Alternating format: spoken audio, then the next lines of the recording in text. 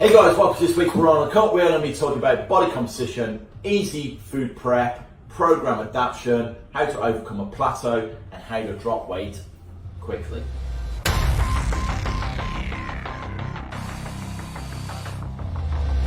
Anyway guys, so it's been a busy week. It goes so quick. New podcast out. Check out the new podcast. Me and Chris talk about supplementation and the dark side of fitness, like drug use and all that. So it's a podcast I'd listen to, even if we did it ourselves. But yeah, anything else been going on before we jump into the subjects that we want people to know about? Oh, charity event. Charity event is next Friday. It is sold out. It's sold out really quickly. About 24 hours sold out, so it's quite impressive that. And I'm very grateful and thankful to everyone that's actually in the day. If you want to contribute and you can't be there, we are selling T-shirts, and all the profits do go to breast cancer research. What do the T-shirts have on them, Chris? What do the T-shirts have on them? T-shirts have an abbreviation of fuck cancer. And Long absolute. Pretty cool. So fuck cancer. People at home going, I don't want an absolute T-shirt, but you don't have to. You just have one that says fuck cancer. I'll put the link underneath this video. So if you want to contribute, either buying a T-shirt, or we've got a Just Giving page. If you want to donate anything, £1, £2, anything that you want, you're most grateful. I'll tell you what as well. We should make this a thing as well, because obviously we have a lot of clients watch us. So any shout outs for any particular clients this week? Dimitri. What, he hasn't turned up yet? The laddie went down.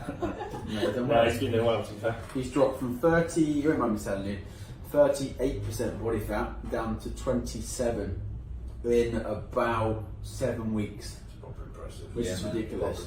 My shout out's going to be for Ryan, because I think he's just gone past his 6 stone mark, which I think a 6 stone drop is fucking impressive as well. Really impressive. Nice. I've got a shout out for Helen, who's put in a lot of training for an ultra marathon. Ultra marathon, not just a marathon. Ultra marathon. I don't know. You run just non-stop for 9 days. And she's not just doing it on the road. It's an off-road thing as well. She has to take a GPS thing and navigate her way around and everything. So she's smashing out a lot of training on a weekly basis and still coming in here and weight training as well. So she's really killing it. Top one. You? Kim, who turns up every week, and she also gets in her training at home as well. She's got her own sort of training program going on, because she can only make it in once a week. And her running time. And her running, ridiculous. mental change completely. Ridiculous. So much quicker. Any shout outs, Chris? No. I'll make him work a bit harder for a shout out. So, wow. So everybody that works with Chris. We make him work hard. Willy-nilly, give him a shout out. So, Rock, Troy, Chaz, you're all like, honestly man, you're just not doing the effort, man. You've got good result, but You're not putting the effort. Chris doesn't want to shout you out. You are harsh, man. I'll get a shout out. Anyway, get on with our subjects. Dave. Yeah, Body composition. I've had a few people this week who have been having second and third scans done. They've been a little bit demoralised. For those that don't know, what do you mean by a scan? We have a 3D scan. I don't know if you all know that. Most of our clients have had them now. It's a fit 3D scan which you stand on, and it takes a vast number of pictures that you turn around. So it tells us 2,000 pictures. So it tells us your body composition. So it tells us how much lean mass you're carrying, how much body fat you're carrying, and all your posture and all that sort of things. So yeah, getting back to the original issue, that I've had a few people getting on and been demoralised because they've actually not only dropped any weight, they've been training really hard, adhering to the programme, but not dropped any weight. But then they've had their scan, and it's come back and actually look at it, and they've actually added muscle and dropped fat at the same time. So the thing is, they have actually changed their body shape dramatically, and they look different, clothes fit better, they look vastly different, but they weigh the same. So it's the old thing again, forget the scales, because you really just can't judge. The cool thing with the scan thing is what it does. You can do a comparison, so you can literally lay your following scan over your first scan, and then you can see literally it's almost like an outline of the whole body again, isn't it? You see where it'll show you exactly where you've lost that from. It's just it's exceptional. It's only a measurement, so it measures every extremity, not every extremity. No. Yeah. Well, not unless you get it out. It does get measured. It does get your nose in though. Chris. It gets your Please nose get off the scales. So it's not protected. It's not your third leg, mate. Your nose. No, down there. So yeah, it measures every extremity, doesn't it? yes, it's So you really. can tell what you So, yeah. But the comparison thing's massive. It's It's massive, that massive. is the thing. I mean, it's the also people are so hung up on what they weigh, and we need to get out of that mentality and go with what you look like and how you feel. All these people, they get so demoralised, but that's how they feel. I say, well, I feel fitter, I feel healthy, and my clothes are fitting better. So it's a win-win. It's working. Just don't go to what It's else conditioned, though, isn't it? We're It's conditioned exactly, to weigh ourselves, aren't we? It is, Which is- yeah, we are. that's the Yeah, we judge are. of fitness. Yeah. If you've And lost you're weight, right. then you're good. Yeah. If you're under a certain weight, then you're good. If you're over a certain weight, then you're bad. Yeah. Do you know what I mean? So it's like, interruption. Charlie, pause. Brilliant, mate. All good. Yeah, for Air filters. Have you replaced them all? Do I owe you money? you. Okay, mate. Can I come over and pay you in a bit, mate? All right. Cheers, mate. resume. What time's that at, dude? What's on the thingy so I can message Charlie? 6 minutes 30. 6 minutes 30, cool. Right, 6:30. I just need to message Charlie and say, Charlie, because otherwise they'll just put it up and not realise. Anyway, what we're saying, yeah, comparisons, they're massive. They're awesome. Massive. Yeah. I love it. Yeah. Also, if you've not had a body scan done, pictures are also awesome to take along your journey as Yeah. well. Just as good exactly, as the scanner. Yeah, you don't, not everybody has access to a 3D scanner. However, if you come to us, you can have one. You can have I one. know that, but No, I'm just saying you're absolutely right. Yeah. Other than that, use your photos because Yeah. that was something that people used to be. What we've always been a fan of photos. One, it's good to show people that we actually do exactly what we say on the tin, but it's good for the client. The amount of clients we used to have and go, I'd like to take a photo, and they go, oh no, don't take the photo. I'm like, look, we're not going to go immediately put it on Facebook, but when they see their after photos and their progress photos, they are so happy that they took that photo. Yeah. Yeah, every one of them Nobody shit regrets at that themselves. point. Yeah. Nobody regrets at that No, point. no. Absolutely. No, definitely worth it. Anything else on body composition, mate? No, that's it. Just bear in mind that you say muscle weighs more than fat, so if you doesn't- train hard, Oh, I do think it does. How does it? I just think it's metabolically active for a start. That's one of the main keys. So it takes energy to survive, whereas fat doesn't. So this is, even though this just come out of a coach's mouth, muscle does not weigh heavier than fat. It's more dense. More dense. So Yeah. 1 Yeah. pound of fat and 1 pound of muscle weighs Yeah, exactly the same fucking same. But the difference is, I know what you're saying. Yeah, that's the actual. Yeah, and also the pound of fat would be like that, and a pound of And muscle. a pound of fat doesn't take anything to survive, whereas a pound of muscle requires a calorie intake to survive. It does. So that's what I'm trying to say. Yeah, No, that's fine. Yeah. That's cool. But, So, yeah, so but just you know go- what? Then it's a common thing we hear a lot when people go, Yeah. well, muscle weighs heavier than fat. You can't do because, you know, Yeah. a pound of feathers and a pound of coal, a big bag of feathers, isn't It's it? the volume of Which it. one's that? Yeah, absolutely, it's a volume. Yeah, the tongue twister bring out. Right, go on. That's what I'll be. You'll be like, what? I'll get it after. Right. Cool. So the next one was talking about. So again, but if you're trying to lose weight, it's easier. Okay, if you Easy prep. yeah, easy prep. So most people will always find it easy to hit their calories eating foods that are more calorie dense. And more calorie dense foods are usually the ones that are a bit naughty, like your pizzas and cakes and your crisps and all that kind of stuff, what are right? you having in that, Chris? Well, you're having a bit of pizza, right? But so what we're saying is once we move people away from that kind of food and we move them to more of a healthy kind of food, they find that it's a lot more food. So they struggle to eat. So you might have somebody who had no problem consuming 3,000 calories a day with the diet they were currently following, and when we put them on 1,800 calories of healthier food, they find it really difficult to eat 1,800 calories of food. Generally, one, because it takes a lot more work, because like he's going to go over the road in a minute and just get a slice of pizza. It's far easier to go and get a slice of pizza than it is to fucking make a pizza or make a healthier meal, right? So, I think most people's consumption comes from alcohol. Bit of yeah, both just a things, lot. but most people people don't don't actually track it. Most people don't actually eat a lot. They eat a lot at a certain point of the month. They'll go and have a massive session on it. Or they'll consume a large calorie meal, or they'll have a takeaway once a week. So in the week, they don't actually eat a lot. When you look at their weekly food intake, It's a weekend. it's the Friday night where they smash about 5 plus foods worth. Plus, everyone's down for weekends because they ain't got to work, got plenty of time to make. Eat Yeah, shit. breakfast later. Do you know what I And mean? you might go out, you might drink more alcohol, but what I want to get into, and what we found with some of our clients, what they struggle with is time.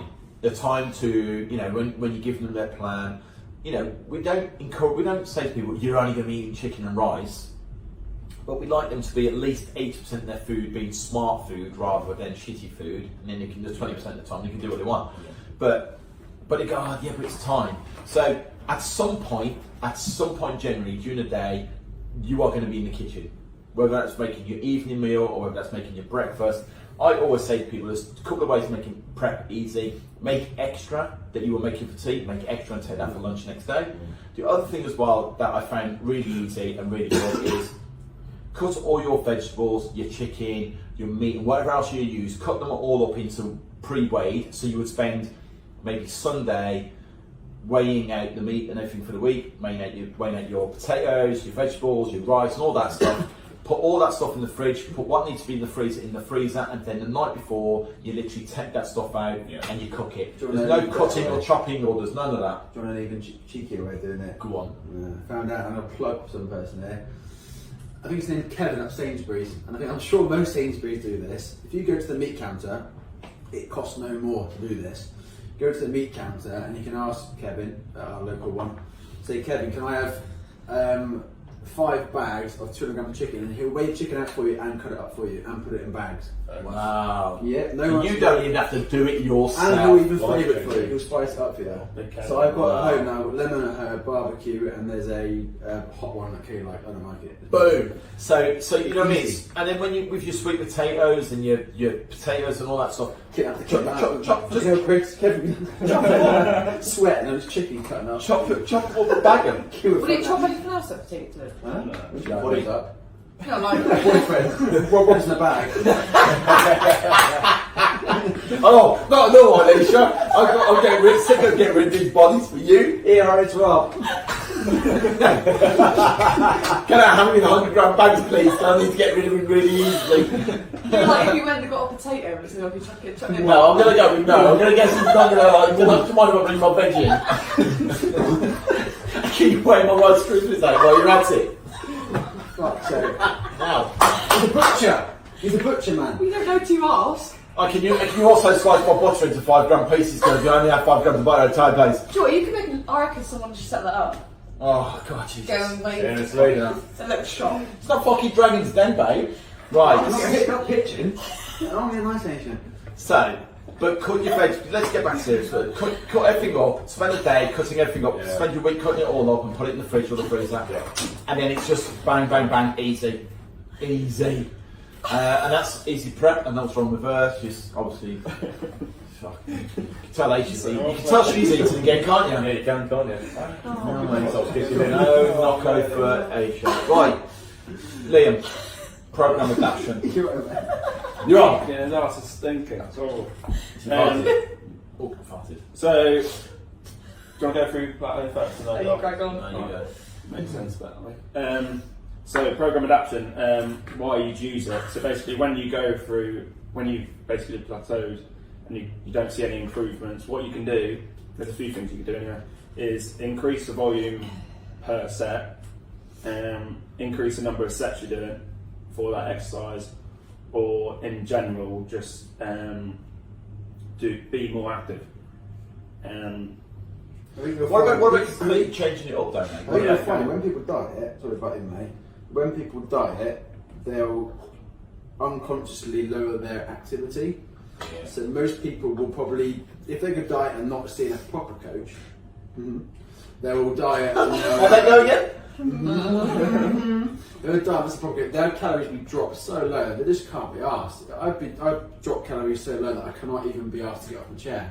Yeah. So you'll find if someone drops the calories too low, their activity will Your drop. calories low, mate, at the moment. Not at the moment, I'm right. So you don't get a chair. Goes to teas. I've got a suit to fit in my week. I'm trying to fit in my suit now. I'm not going to eat that fucking pizza. Not eat pizza. So yeah, when people drop their calories, the activity will drop unconsciously, so they will do it. So just be wary of how many steps you're getting in, and don't tell me you're active but you don't track it. Make sure you track it. The amount of time people say, I am active, and then when they actually track it, they've done fuck all day. So make sure you actually track what you do. If you don't track, then I would just consciously go out for 20-minute walks or half an hour walks, go around the block. And that will get your activity up. Carry on, sorry. Yeah, so I asked you, like, you talking about the progression bit and about like increasing the fighting and stuff. What Yeah. about like changing, like, you know, maybe coming off? Because you know, like, people are so like, I'm sick of this program, and then they hit that plateau and they can't get past it, but it keeps doing the same fucking thing because I've got to do this for 10 weeks. What about, like, what do you think about maybe just coming out of that program for a week or two, doing something completely different, and then going back to it? Yeah, funny. Because anybody's not getting used to doing it in that set order. Same with like the exercises that you do. So if your body's used to doing, say, dumbbell press first every single week, your body knows it's coming up. And if you then swap your last exercise with your first, and vice versa, you'll see improvements. Dumbbell press coming up, I can tell. It's Thursday, it must be shoulders. I think body doesn't know. I think if you're using the same weight each week, you were just going to just stick to that weight and not get you stronger. So yeah, if you're starting on plateaus. leading on to plateau. Well, the body doesn't want to change, does it? So if you're someone who's training in the gym and you're hitting the gym 3 times a week and doing the same shit all 3 days What's a the week, same shit? well, you know.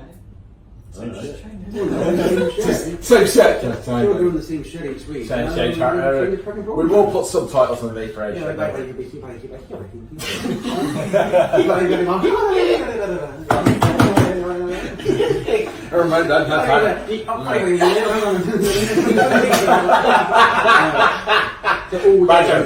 I'm not a gypsy, Chris. Badger. I'm not a gypsy. Badger. I'm a badger. Anyway, go on. Plateau. Carry on. So if you're someone who's trained in the gym and you're sort of not getting any stronger or fitter, then it's obviously a time for you to change up your program. So either making yourself lift heavier or change your training routine. So higher reps, like Liam said, or lower reps. Just make it a bit more interesting, really. Isn't Get it? a training partner or hire a trainer. Yeah, like You know, us. even if you work for a trainer for 10, 12 weeks to push you, because we will all train harder. Okay, if I train on my own, I know what I'll lift. If I've got to get Dave to come and spot me, I'm going to put a bit more on it because I want to impress him. Do you know what I mean? It's true, isn't it? Your ego kicks in a bit. I'm not fucking. He's not coming out and helping me do a 50 kilo shoulder press. I'm going to put 70 on it and make him So there's that little bit of your ego a little bit will kick in, and that helps you as well. And also with the new body scanner, if you are not getting any other different changes, we'll look at the scanner as well. Yeah. But mix it up.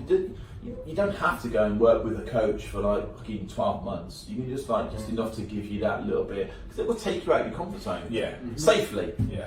I think it's motivation to get bored, don't you?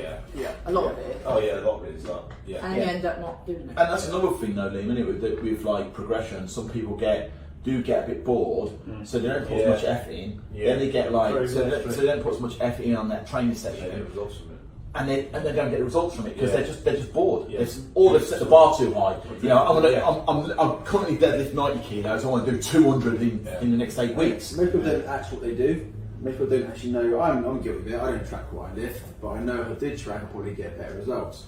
I'm just lazy. I see David's little black book out.